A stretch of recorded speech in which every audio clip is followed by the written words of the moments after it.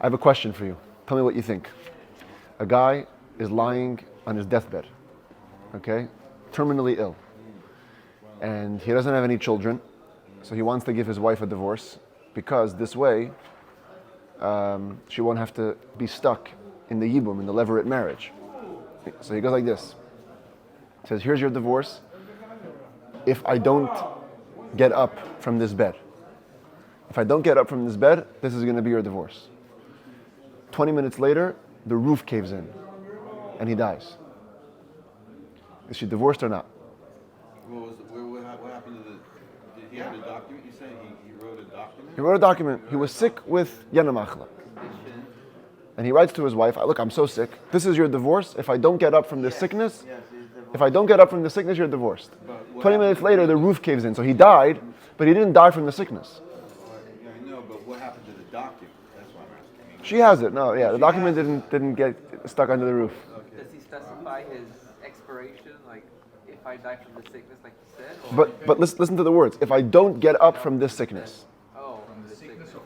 If I don't get up from the sickness. Okay. So then it's not a good divorce. Because even though he died, the roof caved in. Yeah. It's always easy. Without. No divorce. My opinion. Okay, we're going to see. We're going to see in the Rambam. I think it is. Along with many other, you think it is divorced. Yeah, well, because she already has the document. He already said it. But he only said it's going to be your divorce if There's a condition. I don't, there's a condition, exactly. The thing is that it's written into the document. So, It's not written into the Doesn't have to be. That's a good point. But yesterday we saw that conditions don't have to be written into. Maybe they even shouldn't be. Like it's worse if it's written in the document. Okay.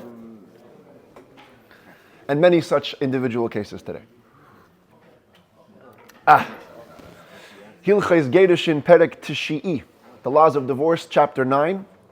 This is the longest chapter in the entire Rambam in terms of number of halachot. If you go in terms of text, like amount of words, there's probably longer ones. But this one has 41 subsections. There is no other chapter that has that many subsections. So we are in for a journey today. And I have to be honest, I wasn't able to prepare everything fully like I usually like to because it's just so big. But we're going to do our best to make it through all the details of this chapter. And it begins by continuing on yesterday's topic of conditional divorces. But here, the Rambam is going to deal with a special type of condition in which it doesn't necessarily have to be an action condition. It's something which it's delaying the divorce. Typical condition means this is your divorce if you do so and so. Today we're going to be speaking about cases where the husband says, this is not going to be your divorce until X, Y, and Z happens. So it's a delayed divorce. Plus many other cases of provisions and conditions that a husband can make in a divorce, appointing multiple people to be an agent for a divorce, a whole bunch of individual cases. And let's begin. 41 to go. Halacha Aleph. Hamegaresh es ishtay la'achar zman kavua. If somebody divorces his wife, to go into effect only after a set time. Harezu megoreshes kishiyagia hazman shakava. The divorce will go into effect when that time that he set will come. This case, if a person says, here's your divorce, and it's only going to go into effect after 30 days, that's like a condition, but it's not a condition. It's similar to a condition in the fact that that the divorce only goes into effect when the time comes. Much like if you say, this is your divorce, if you give me $200, she's only divorced once she gives the $200. Here also, she's only divorced once the time comes. However, on the other hand, it's not like a condition, it isn't a condition. When somebody divorces on condition, he has already divorced. Whereas this person who delays the divorce, he actually has not divorced till the time comes. So it's a question of when the divorce begins. When you do a regular condition, the divorce has already begun. It's just waiting in the wings to kind of settle in as soon as the condition is fulfilled. Here, it hasn't even started. Lefichach, therefore, hamegaresh al t'nai tzarich lichbel t'nai. One who will divorce on condition will have to say a double expression. Remember this slide? The 4 elements of every condition. The first one has to be times 2. You have to be a double expression. It is a divorce if you fulfill the condition. It's not a divorce if you don't. But that's only if you're making a regular condition. This person who is just delaying his divorce will not have to make a double expression, neither will he require any of the other conditions, yes before no, condition before the action, reasonable, unreasonable conditions. He won't need any of it. Because it's not a conditional divorce as much as it is a delayed divorce. And the Rambam explains, halacha beis, ketzat. What does it actually look like? Ha'omer le'ishtoi, if someone tells his wife, harei ze gitech, this is your divorce, he hands her the document, this is your divorce, v'loi tisgarshi bai ela la'achar shloshim yom. But you will not be divorced with it except after 30 days. Eina megureshas ela la'achar shloshim yom. She's only divorced after 30 days. V'meis habal le'avad haget nisraf b'seich shloshim. Were the husband to die during those 30 days, or were the divorce document to get lost or burned during those 30 days, Eina megureshas, now she's not divorced. Because, first of all, no divorce can come into effect after death. And since he died during the 30 days, and the divorce only goes into effect after 30 days, it would turn out it's after death. And if the document was lost, well then of course there is no document, so the divorce can't happen after 30 days. Halacha gimel, holcha v'hinichatu. If the woman went and put her document away in the area that's called the side of the public domain. I was looking for a picture of this, but in the olden times, as the Talmud describes it, there was like a middle road, which was the public domain, and then there was this area off to the side, usually even blocked by deterrents, like poles. And it was not a private property, but it was not a public thoroughfare. It was kind of semi-guarded in a way. It was like a protected area. So she puts it down in that area. And it was there, and it sat there till after 30 days, till the divorce went into effect, and then it was stolen or lost. So the Rambam says, Harei zu megureshes. She is divorced. Since the divorce document was extant, it was there on the day that she was supposed to be divorced. And she put it in a place which is not the public domain. Because halachically speaking, that side area in the public domain isn't like the public domain, which the commentaries explain to mean, if she would have left it in the street, you leave your divorce document in the street, even if somehow miraculously it lasts for all the 30 days and no car drove over it or whatever it is, it's not a divorce. Because you have basically declared it ownerless. It wasn't guarded. It has to be in your possession. The husband must to give the wife her divorce document, but she puts it inside of the Shus Harabim, that's okay, because it was put in a specific place and it was guarded. Why would anybody put that get there? That's a good question. We have to discuss what happens even if we don't understand why, but yeah, that's a good point. Yeah, much can get in the way, but this is what it is. Halacha dalid v'chenim tola ha-Geirushin b'maisa. Similarly, if a person depends the divorce on an action, dinay kedin megaresh achar zman. The law that applies to him is like the law that applies to a person who has a delayed divorce after time. Ketzah, what does that look like? What does it mean to depend a divorce on action? He tells a woman, this is your divorce, and you will not be divorced till you give me $200. So unlike yesterday where he formulated it, here's your divorce if you give me $200, here the wording is precise. This is your divorce and you're not going to be divorced till you give me $200. In this case, she only becomes divorced after she gives the money. There is no element to the divorce that has begun now. It's a fully delayed divorce. The commentators actually say that it could even be if he depends it on an action which doesn't demand the woman's control. For example, he says, this is going to be your divorce after sunrise. So he's depending the divorce on an action, or on an event, on a phenomenon, and the woman has no part in it. But nevertheless, it will go into effect only after sunrise. And in this case, he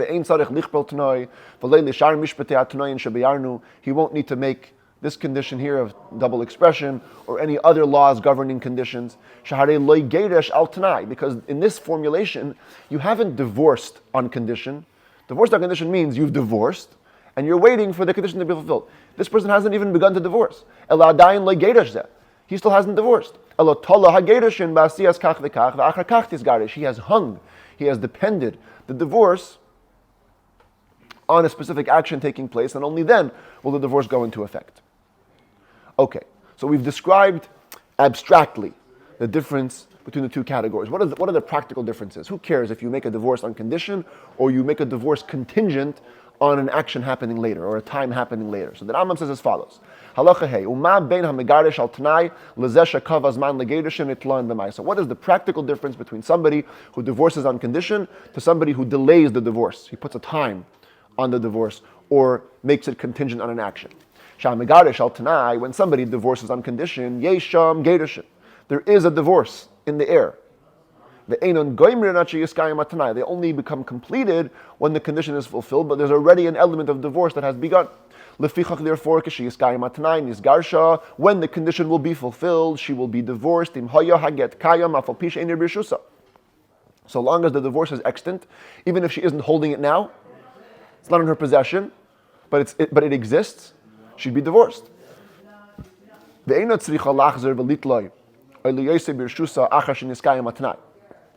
There's no need for her to go back and take it again, or to hold it in her possession after fulfilling the condition.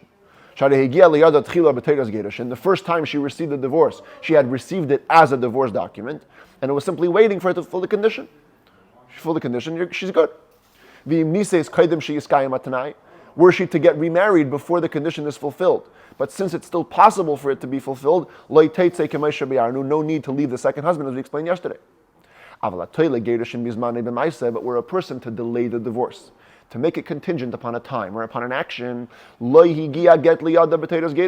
the original time when he hands off the divorce, he isn't handing it off as a divorce.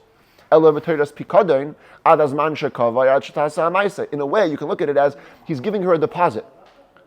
Here's the divorce, but I'm depositing it by you. You hold on to it till 30 days from now or till some action gets fulfilled.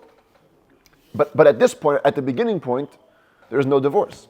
Therefore, when the time comes that he has set, either she has to be holding on to the document, it has to be in her possession, or she has to retake it back from wherever she put it, or at least it should be in a place where she designated it to be. Even if it isn't her exact possession, as we explained just before with the sides of the public domain. Point is, it has to be actively in some place under her jurisdiction. And only then can she be divorced with it, because at that time is when the divorce begins. And in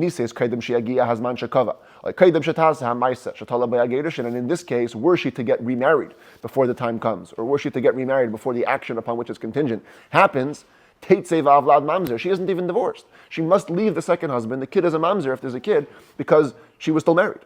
She's still a fully married woman. There is no element of divorce at all that has come about till the time comes. So it's much, much stricter in that way. A person gives the divorce in the hand of his wife, and he formulates the condition in the following way.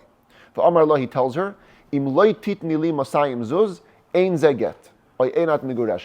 uses the negative term. He says, if you don't give me $200, this is not a divorce, or you are not divorced. That's not considered anything. That's like you may as well have said nothing. The ein kan get. There's no divorce here. It's not a conditional divorce. It's not a contingent divorce, because you haven't ever expressed the words this is your divorce. In every other case, we always begin with this is your divorce, on a condition that, or if this doesn't happen, X, Y, and Z. But here, all you're saying is, here, this is not a divorce if you don't do this. Okay, it's nothing. Anything like that, in similar situations, if you only express the negative terminology, it's nothing. Halacha Zayin. Till now, we've been talking about either conditional divorce or delayed divorce. Is there a way to combine the two? It says that Rambam Hareitza legarish al tanai. This guy has a fantasy. He wants to divorce his wife with a condition, but he wants that the condition should involve time. He wants the idea of the condition to be that my wife should not be divorced till time X. So how do you formulate this condition? It says the Rambam formulate the condition with the classic halachic condition words, and then just make the condition contingent upon your arrival at a certain time or your leaving. That's the best way to do it. Ketzah, what does that look like practically? It says like this. You can tell your wife, Im loy basi mikan v'ad shleishim yom. If I don't arrive in town from now until 30 days, harei ze get, this will be a divorce. V'im basi b'seich shleishim yom. But if I arrive within 30 days, lo yiyeh get, there will not be a divorce. So you've used those classic words, im and im lo. Yes? If yes, if not. That's condition language. But you've converted it into a time condition by saying, if I come by 30 days, good. If I don't come by 30 days, opposite. If I come by 30 days, no good. If I don't come, good. The next time I get the other, then you put the divorce into her hand. Or you can tell her, alternatively, here's your divorce, on condition that I don't come back to this country for the next 30 days. Anything in all similar situations will be the same thing. That's how you can formulate a condition related to time. So now let's return back to this first cartoon here. A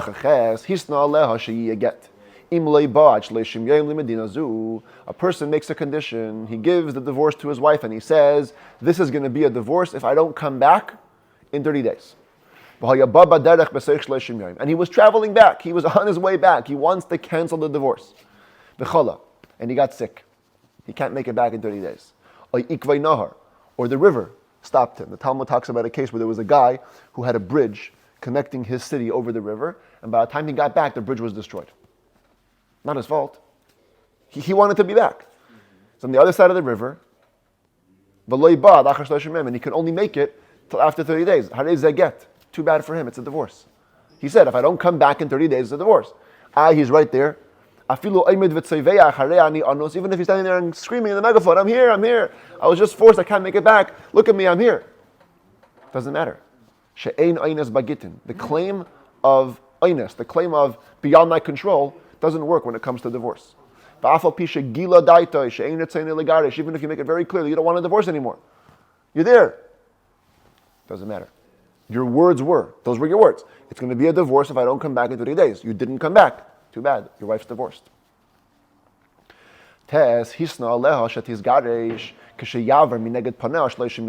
Interesting condition. Tell me what you think about this. A guy makes a condition. He says, you're going to be divorced if I go away from your face for 30 days. In other words, in English, if you don't see me for 30 days, you're going to be divorced. And he kept on coming back into the house. So she kept on seeing him. She sees his physical image. But he never went into seclusion with her. So even though he kept on coming back and forth, we don't consider those seeings as interrupting the condition. In other words, yes, the count of 30 days will not start till he goes away, but if he goes away and actually disappears for 30 days, she'll be divorced. Because you could think, if today is day one, right? And he says today, if you don't see me for 30 days, it's going to be a divorce. The next day he shows up again. So it sounds like the whole condition is nullified. No, it's just delayed. He came today, okay, so tomorrow the count will start. Comes back again, so the next day the count will start. As long as there's ever a 30-day space where he disappears from view, the divorce will go into effect. Even though he's going and coming during 30 days, since he never went into seclusion with her, he never violated the condition. They get kosher, the get remains kosher. Now, of course, if they go into a closed room, all bets are off. Even if a guy gives an actual divorce, we say that if he goes into a closed room, he's considered to have remarried her. Surely over here. But as long as he didn't go into seclusion, the condition is simply delayed. The 30-day count begins later. Says the Rambam, however, when does this differentiation apply? If he hands all power to the woman, he says, she will be able to tell the court whether or not I appeased her. I will believe her if she says that I didn't ever repair the relationship.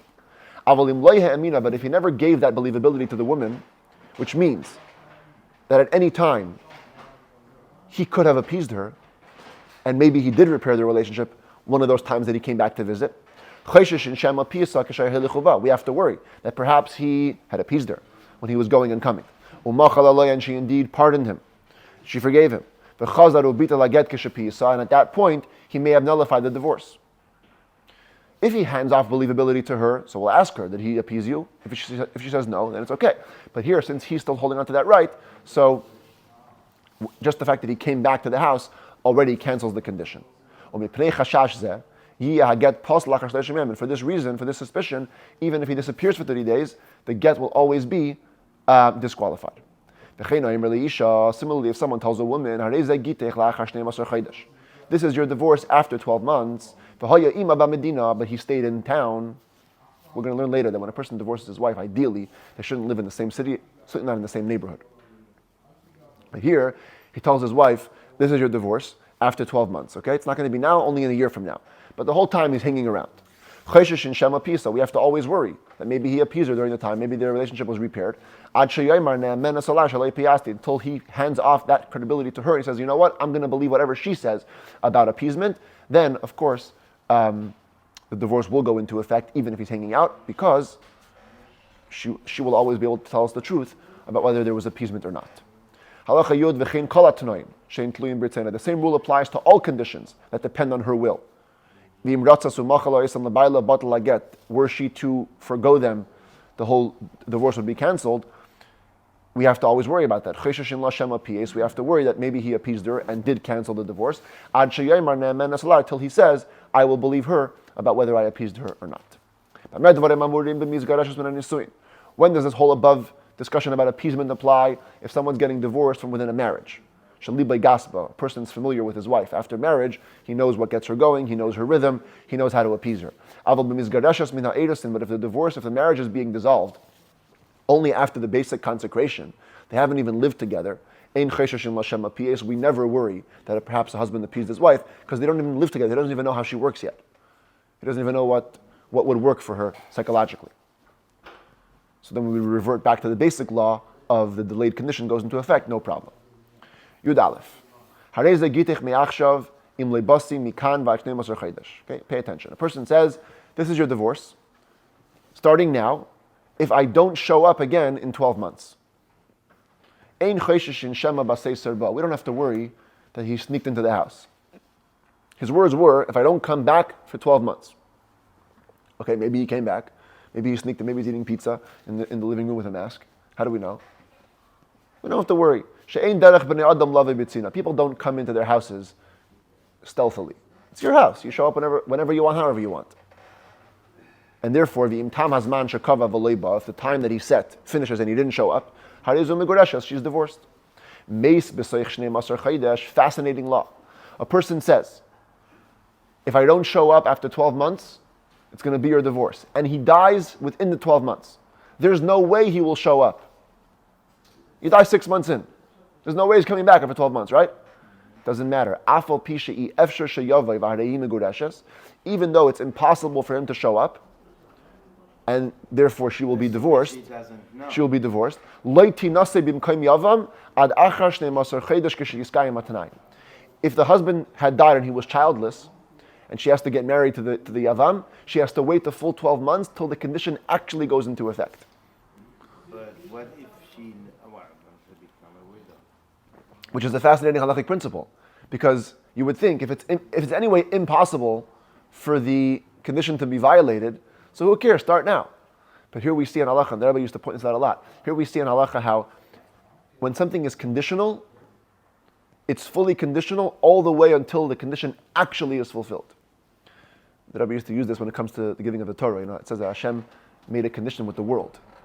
He said the whole creation is hanging in the balance. If the Jews will receive the Torah, then good. If the Jews don't accept the Torah, then the whole world is going to cease to exist as if it never existed. So the Rebbe says, one second, Hashem knew the future, and Hashem knows that the Jews are going to accept the Torah. So what does it matter, if it's before the Torah or after the Torah? Like, in Hashem's mind, we're going to accept the Torah. So the Rebbe proves from this halacha that it makes a difference. Even if you know something's going to for sure happen, until it actually happens, it's still weak. When the Jew actually accepts the Torah, it's actually fulfilled, then it's a good condition. Halacha Yud Beis. Oh, here comes the cases that we talked about before in the beginning before we started the recording.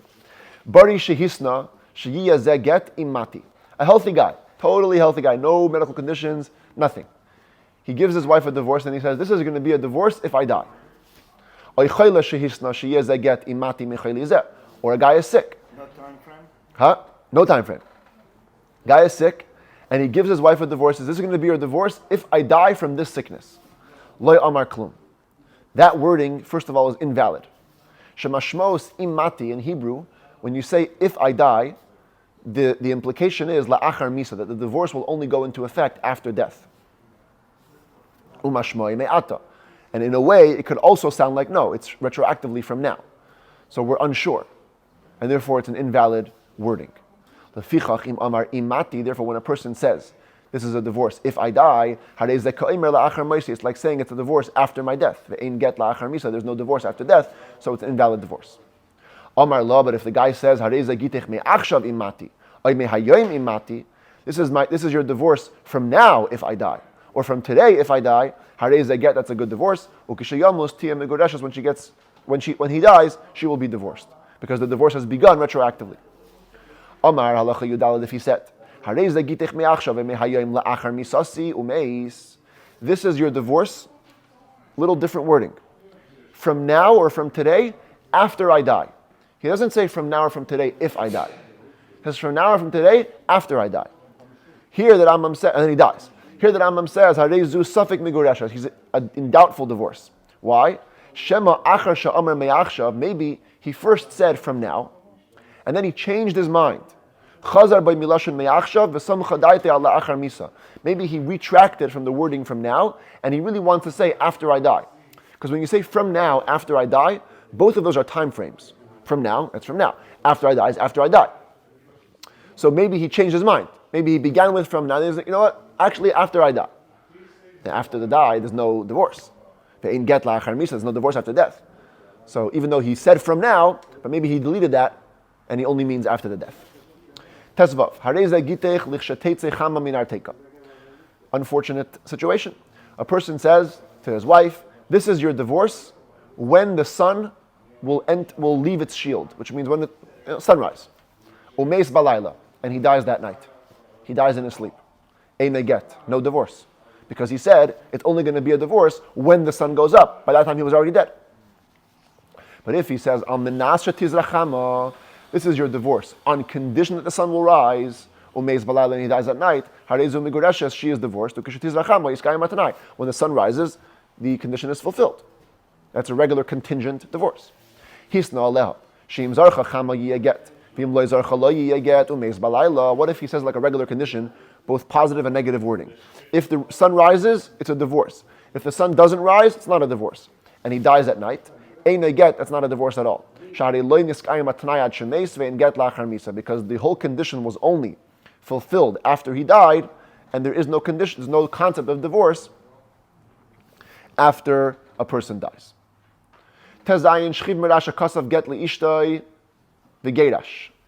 Okay, this guy is sick, all right?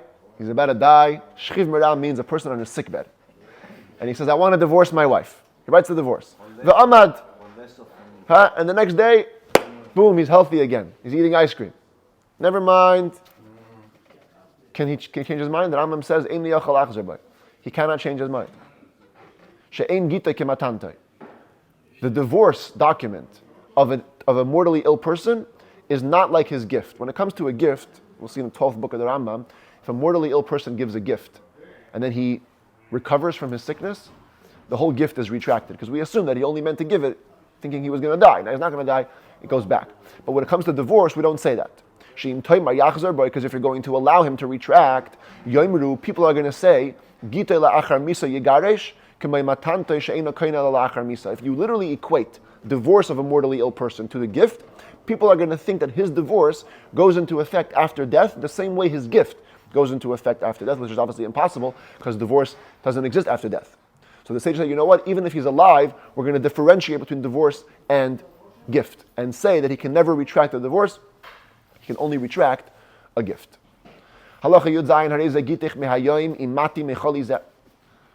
A person tells his wife, this is your divorce, starting today, if I die from this sickness. And then he died in another way. The house caved in on him, a snake bit him, a lion pounced on him, something like that. A mace, and he dies. Yeah. Ein get, that Rambam says, not a divorce. Because he only said it's going to be a divorce if I die from this sickness. and he didn't die from that sickness. Now, watch the change in wording. Amar Love, he says, Im lo yamid mechali zeh. This is your divorce if I don't stand up from this sickness. V'nafal alav bayis in the shachay nachash tarfei ari. And the circumstances of death happen to be different. The house caves in, snake bites him, lion pounces on him. But his wording was, it's going to be a divorce if I don't stand up. Bottom line, he didn't stand up. Okay, it wasn't from this sickness, but he didn't stand up from the bed. So the Rambam says, of course, like you guys said before, Harezu safek migureshes. She's in doubt. Doubtful divorce. Hareze gitech me'achshav imati mechalizeh. A guy says, this is going to be your divorce from now if I die from this sickness. V'amad v'halach bashuk v'chalav ames. He recovered, he became strong enough to take a walk in the market, then he becomes sick again and he dies. Okay, I guess the common application would be with cancer today. Okay, a person goes to cancer, he does chemotherapy, looks like he's in remission, right? So he's recovered in a way, and then one day, boom, the cancer is back and he dies. So now the doctors need a check. So we have to estimate him. We have to assess him. If we can trace it back, and he died because of the first sickness, harei get, then it's a good divorce. But if not, ein get, because he's not a divorce, because he said, die from this sickness. Now it's not attributable to the first sickness. If he transferred from one sickness to another, never having a chance to recover, but he got a different sickness, so he got COVID, he was healed from COVID, and then he got another infection, and he died. No recovery in between. We do consider it a divorce. No need for assessment. As the commentaries explain, because we have to assume that something of the first sickness must have remained in his system. It's not like he fully recovered from the first one and then got a totally different issue. If he goes from sickness to sickness, so it's considered to be dying from this sickness. It's like this current state of being sick. But if it's obvious, let's say he has cancer and then he died from heart attack. A totally separate cause. So that would be like the other case where the guy says, if I die from this sickness and then he died from a different sickness. So then it would be a divorce. You test. Uvechol elu hatnoin. In all these matters related to conditions. Kol hayamim shemin nesinas haget ad sheyamos v'yiskayim atanai. For the entire period, from the day of the giving of the divorce till the death, in these cases, it's your divorce if I die, till the condition is fulfilled, harehim megoreshas l'chol davar. She is considered to be divorced for all matters. Ubilvad so long as they don't go into privacy, as we've explained. If they do that, they violated the whole condition. A sick person wanted to do his wife a favor. He can see he's about to die, so he wants to divorce his wife on condition when he dies, to avoid her falling in front of a levirate marriage. He knows he's childless, and if he just dies, she's going to be forced to deal with his brother. So he wants to give a divorce.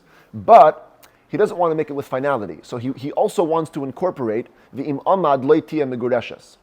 He wants to incorporate that if he recovers, she shouldn't be divorced. He's still hopeful. So he wants to have both options. Now classically, the way you would do this is you would write, this is a divorce from now if I die.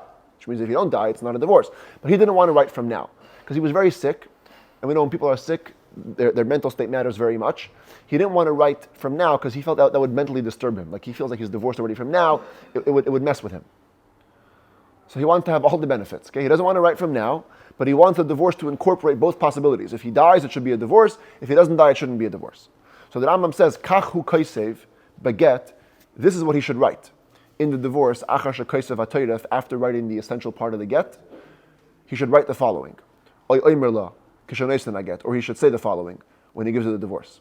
It's kind of a funny structure. He should say, Im loy mati lo yiyaget, v'im mati yiyaget, v'im loy mati lo yiyaget. It's a three-part thing. If I don't die, it's not a divorce. If I do die, it is a divorce. If I don't die, it's not a divorce. That's how he covers all the bases. Kadesh yiyat tanai kafel.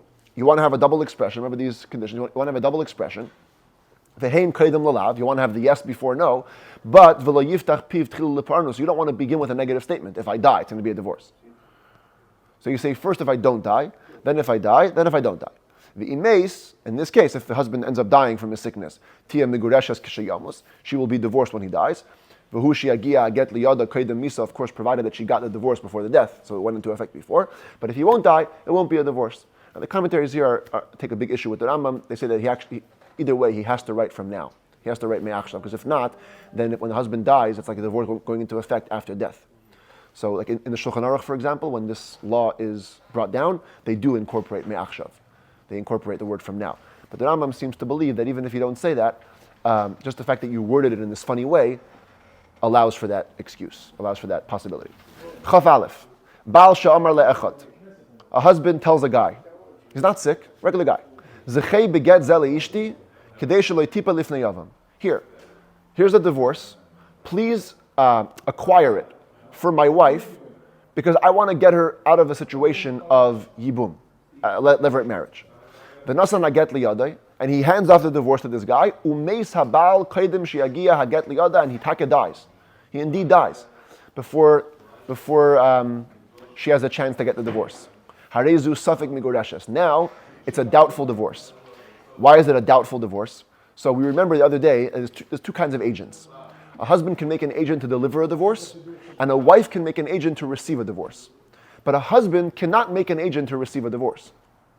You can't make an extension of your wife. Only she can. Typically, when a husband gives an agent a get, it only makes that he becomes part of the husband, and when he gives the wife the divorce, that's when she's divorced. But over here, since the guy clearly said his intention, I want you to get the divorce so that my wife can avoid yibum, maybe here's an exception. Most women consider it a good thing not to have to deal with a levirate marriage. And so perhaps in this case, they would allow for the husband to create an extension of themselves to avoid this problem. Here, she's going to be in doubtful divorce, even though she never got the divorce. Since somebody else acquired it for her with the express intent of causing her a good thing. So that's a reason to make it different. That's why it's in doubt. Chav Beis. Amar le'edim. Now we're kind of transitioning from conditions to other kinds of provisions. A person tells a set of witnesses, La'achar 12 chodesh kisvu get li'ishti. After 12 months, I want you to write a divorce for my wife. Aisha Amar Lem, or he says, Kisvu tnu get li'ishti la'achar 12 chodesh. The opposite formulation. Write and give a divorce to my wife after 12 months. They should indeed write and give the divorce after the time that he set. But if they wrote it during the time, even if they end up giving it to her only after the time, it's not a divorce. They violated the condition. He said, write it only after 12 months. They didn't. What if they followed right? They wrote the divorce after the time, but he died before they can give it to her. It's not a divorce. No divorce after death. If we don't know what came first, we don't know when he died. Did he die before the giving of the divorce, after the giving of the divorce? Well, then she's in doubt. Doubtfully divorced. If a person tells two witnesses,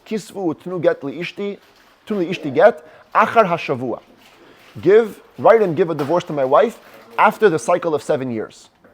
Every 7 years is a cycle of agriculture. You work for 6 years, 7th year is Shemitah. So this was called a Shavua. I know today Shavua means a week. In Halacha it means a cycle of 7 years.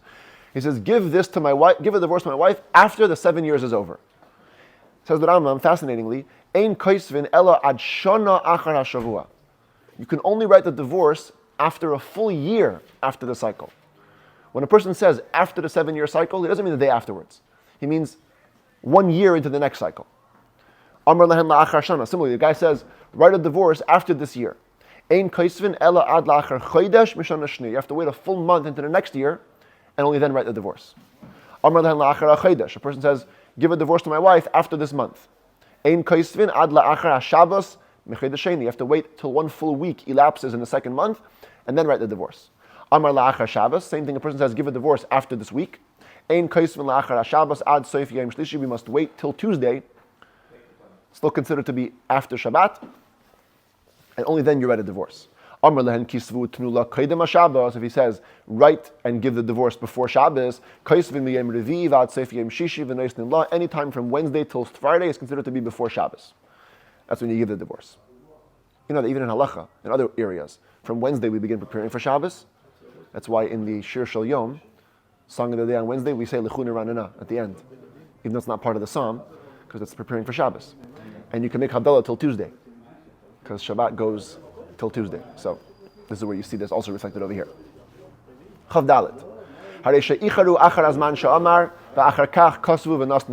What if they went way late? Guy says, give the divorce after the 7-year cycle, and they didn't just wait 1 year, they waited 3 years. Well, hey, it's after the cycle. Technically, it still fills the conditions. So that if they delayed after the time that he said, and then they wrote and gave the divorce. For example, he said, give it to her after the month. And they waited not 1 week, but 2 weeks into the next month, and only then wrote and gave the divorce. It's disqualified rabbinically, because you have to catch both sides.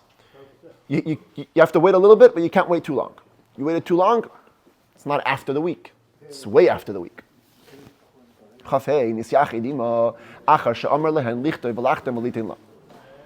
guy says, one of these above cases, he says, wait 12 months, write the divorce to my wife. During those 12 months, he goes into seclusion with her. They of course, should not write the divorce. It's a logical conclusion. If a regular divorce, which you actually gave to your wife, going into seclusion with her, violates the divorce. Perhaps you had relations. Certainly, if you didn't even write the divorce yet, and you went into seclusion, of course it's void. If you do divorce her after the seclusion, it's not a divorce, it's null and void. You tell 10 guys, hey guys, write a divorce for my wife. I like the minyan, I like the power of 10 men. Write a divorce for my wife. One person can write on behalf of them all. They all watch, standing in the back. Here's 9 guys over here. Here's the one guy writing the divorce. But if he says, I'm sorry, in this case, one can write for them. They don't have to be there. He says, all of you should write it. One of them has to write it while all of them watch, while all of them are there. If he says, hey, all 10 of you, bring this divorce to my wife, one of them can be the agent for them all and bring it. If he says, all of you, I want all of you to bring the divorce, then they have to all march with him. One guy brings it while they all stand there, and they carry the divorce, because he said all of them. If he tells 10 people, write the divorce, sign the divorce, give it to my wife. So what did he mean? Each guy do a different action? Says the Rambam, one of the 10 should be the scribe, another 2 should be the signatories, the echad man and the 4th guy, should give it to her. In other words, he's talking to the group, he meant that each person should take a different responsibility. Even if one guy took on 3 responsibilities, he was the scribe and he was one of the witnesses who signed. And he also was the agent who gave it to her. It's still kosher. If he says, I want all of you to sign, typically on a divorce you only have 2 witnesses signing. But he wants to have 10. He says, all of you sign. They all have to sign. If he counted them out, he goes 1, 2, 3, 4, write a divorce. Whether he counts them all or he counts only some of them, and then he says, 1, 2, 3, 4, 5, sign. That's as if he says, Kulchem chasaimu, you must all sign. Halachically, the way we look at it is, the first 2 are the actual witnesses, the other 8 are conditional. They're there not to make the divorce kosher, but to fulfill the husband's condition. Therefore, if the other 8 were disqualified witnesses, or they sign on different days, even after many days, get kosher, it's a kosher divorce, because the first 2 were the core witnesses, everybody else is just fulfilling the conditions. Conditions can be fulfilled on later dates, no problem. If one of them died before they had a chance to sign it, get bottle, it's a cancelled divorce, because the condition has not been fulfilled, and it cannot be fulfilled. If one of the original 2 divorce witnesses was disqualified, get puzzle, the whole divorce is disqualified, because the guy reading the divorce, the first 2 are bad witnesses. Says people might come to think, hey, maybe when there's 2 witnesses, one guy could be a problem. But if there's 10 witnesses, having problematic witnesses is not a problem. As long as there's other kosher witnesses, it's not true. Only when it comes to divorce is it kosher, because the main stay of a divorce is by witnesses watching, not witnesses signing. But you might come to learn from a divorce to other documents. So the sage just said, as long as the first 2 are not kosher, the whole divorce is disqualified. If everybody else is not kosher, it's fine. As long as the first 2 have to be kosher. Chavches. Tiknu chachamim. The sages enacted. If a person ever tells a group to write a divorce or to sign one or to bring one to his wife, if he's commanding about writing, he should purposely say, each one of you should write it. If he's appointing them as agents to deliver, he should say, each one of you should deliver. If he's appointing them to sign, he should say, each 2 of you should be the signatories. He should actually make an individualized statement. Why does he do that? The commentaries explain, because this way he makes everybody feel responsible. You tell a group, everyone thinks, okay, that guy will do it, that guy will do it. When you say each one of you, so everyone appreciates that they are responsible for it. Chavtes, the lama amru chachamim eidei haget ein chaismin. Why did the sages say that witnesses on the divorce should only sign one in front of the other? This was in chapter 1 that Rambam told us this, and when you have 2 witnesses, they each have to be there. When the other one signs, it was made for this case that we're discussing. Perhaps a husband will tell a group of 10 people, all of you should sign. If you allow people to sign, not in the presence of the others, maybe 2 people will testify. She'll take the divorce. And they'll think that they already witnessed the divorce. Meanwhile, the condition wasn't fulfilled yet. So you have to have them all there, all watching and all signing together. Lamed, Amar Lishleisha, a man tells 3 people. 2 of you, I want 2 of you to be the agents to divorce my wife. Write, sign, and give. And there was among them as father and son. Father and son cannot be witnesses together. You have a father, a son, and a random guy. And he says 2 of you. So of course the father and son cannot sign together. But if the son signs with the other guy, or the father, it doesn't matter, it's a kosher get. A person is fine to make a son an agent even if the father is present. We don't assume that he meant the father because the son is there. He meant whoever's kosher, do the divorce. Lamed Aleph, Amar Lishnayim, a man tells 2 people, Kisvu v'chismu utnu lipleni. Write a divorce, sign it, and give it to this guy who will then bring it to my wife. Or give it to the agent who will give it to her. So of course, one of them should write it, and the 2 of them should sign it and give it to the agent. And if they will violate that last step, they take it to her instead of giving it to the agent, it will not be a divorce. Because he never made them agents for divorce. He said, you write it, sign it, and the divorce, someone else will take care of. Ketal Yasu, what should they do if they did that? They transgressed. They gave it to her themselves. So it's an easy repair. Yitlu Aisa Mimena, take it back from the woman. The Yitnu L'shliach, give it to the agent who he originally appointed. The Chayzer V'Neishna L'Bifnei and L'Bifnei Acherim, and he should give it back to the woman again, either as they watch or as others watch. The Rambam says, pretty rare that he says this, my teachers ruled differently when it came to this divorce, and they said something which doesn't appear to be true. And it became because they had a mistake in their manuscripts of the Talmud. There was a mistake. And the Rambam, the commentator is referring to the Rif of Yitzchak Al-Fasi, who interpreted the Gemara differently, that it doesn't work. The Rambam says it does work, it's fine. Lamed Beis. Amar la Sofer ksayvli get li ishti. A man tells the scribe, here we go, please write me a divorce for my wife. The scribe is, okay, that's my business, sure, charge $100. He writes the divorce, gives it to the husband. No witness is watching. The husband takes it, goes to an agent and gives it to him and says, please give this divorce to my wife in front of witnesses. And he did that, he goes and he gives it to her. In front of witnesses, she's only divorced out of doubt. The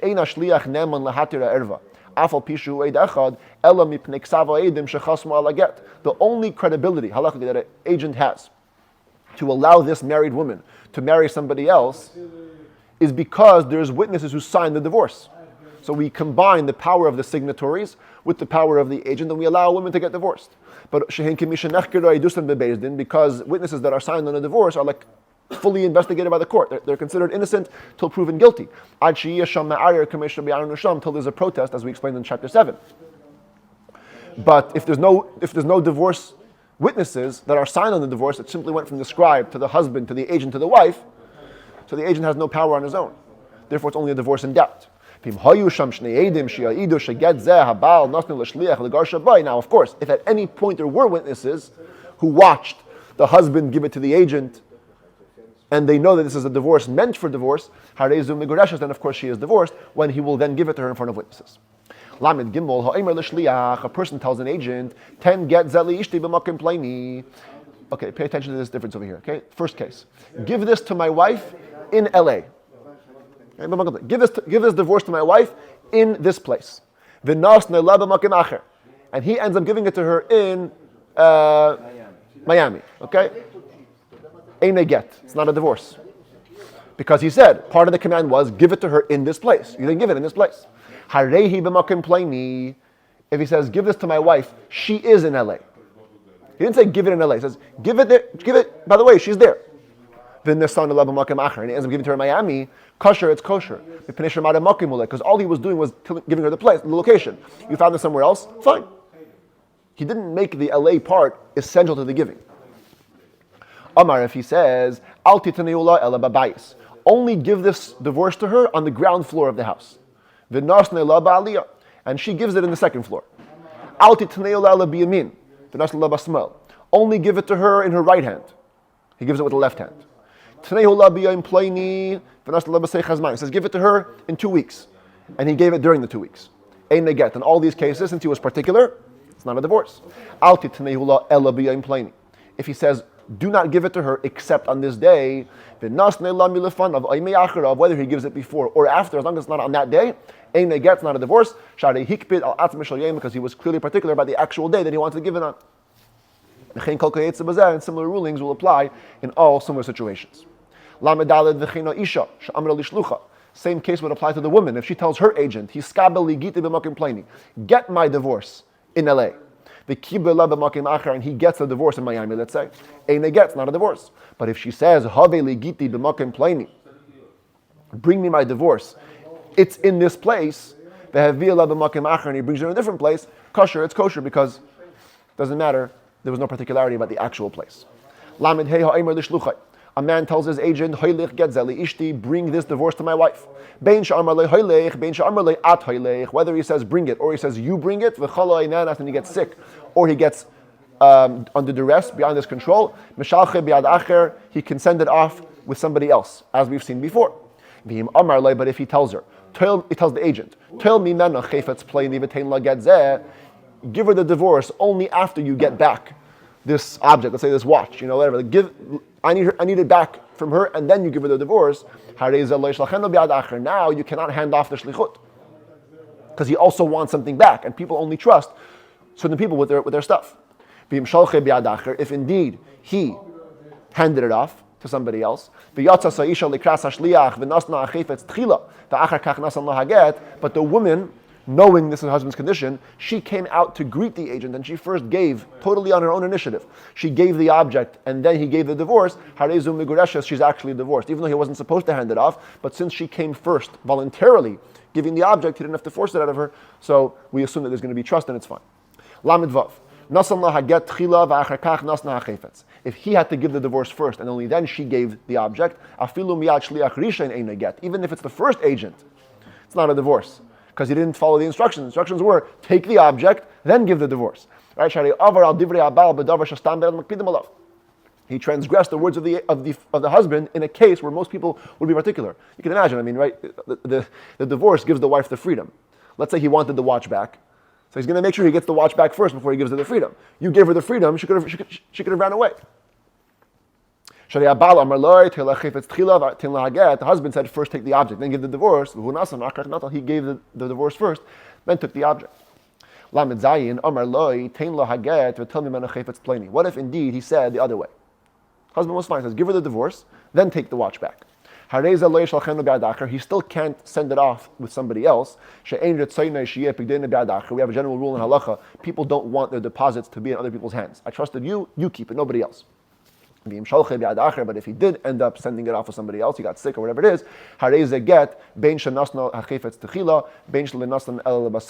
it's a divorce either way, because the commandment was to give the divorce first and then to get the watch back. Even if she gets the watch back first, that's even better. So of course, the agency has been fulfilled. Lamed ches. Nasan l'shliach haget v'amar loy. A person gives a divorce to an agent and he tells him, loy titnei la ela ata.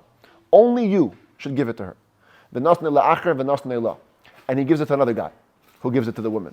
Ein get, it's not a divorce because he clearly said, only you. Or the opposite. He says, here's the divorce. I don't want you to give it to her. I want someone else to give it to her. Give it to that guy, he'll give it to her. And the first agent gives it her himself. Ein get, it's not a divorce. Because you never made him an agent for divorce. I told you to pass it off to him, to pass it off to my wife. You can't give the divorce to my wife. A man gives an agent a divorce, and he says, please deliver this divorce to my wife. The guy says, listen, I don't know who your wife is. I'm going to the city. I'm not going to be able to find her. It was before pictures, right? So the husband tells her, you know what? Give it to that guy. He knows her. He becomes now an agent that cannot do the divorce. In other words, even if he finds her himself, he can't give it to her. He can only give the divorce to the guy who the husband just said. And that guy will become the agent for divorce. He must deliver it to her, or hand it off if he gets sick or under duress. But he becomes now the agent for divorce, even though the husband just kind of said it casually.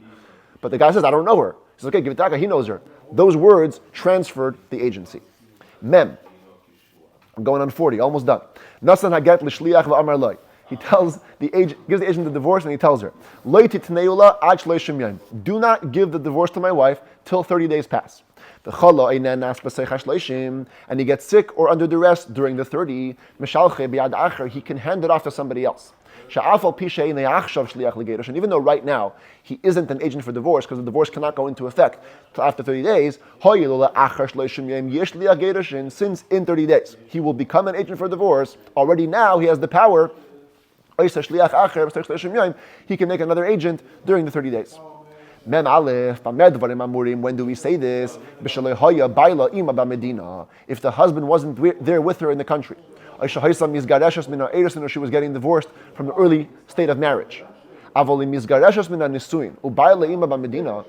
if the marriage is dissolving from within a complete marriage, and the husband is there, the original agent must worry that perhaps the husband appeased his wife, and he can never make a new agent during the 30 days, unless the husband transfers the believability to his wife to say whether he appeased her or not. But he should give her the divorce after 30 days. And we will indeed have to suspect, as we explained, perhaps the husband appeased her, unless he can for sure say that I believe her in terms of the appeasement, then the divorce will go into full effect after the 30 days, as the husband has willed it.